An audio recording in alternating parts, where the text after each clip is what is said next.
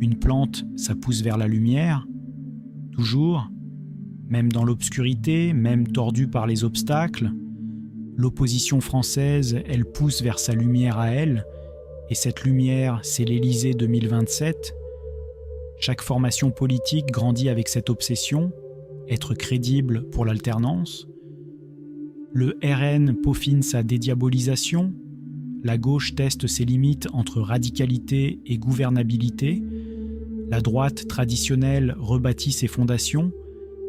Chaque crise gouvernementale, et Dieu sait qu'il y en a, c'est comme de l'eau et des nutriments pour cette croissance.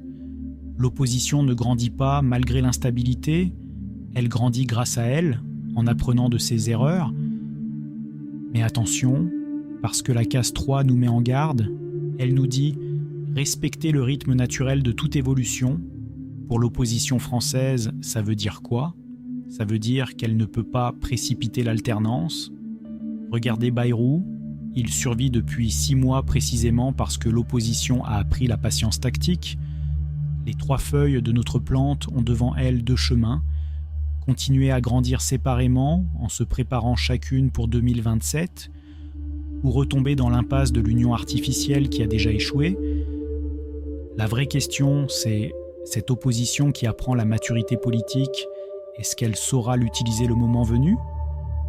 Alors, l'avenir de l'opposition politique en France ?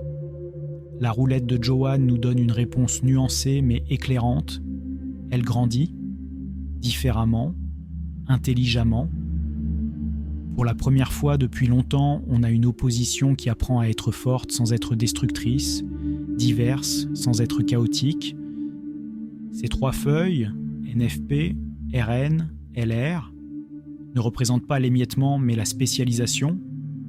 Chacune cultive son terrain, affine son message, prépare son heure.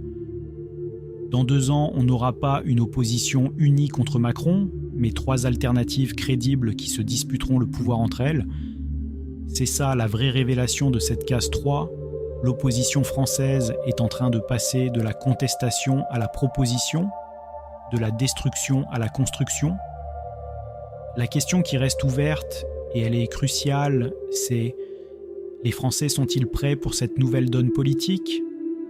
Et laquelle de ces 3 alternatives saura le mieux incarner leurs attentes en 2027 ?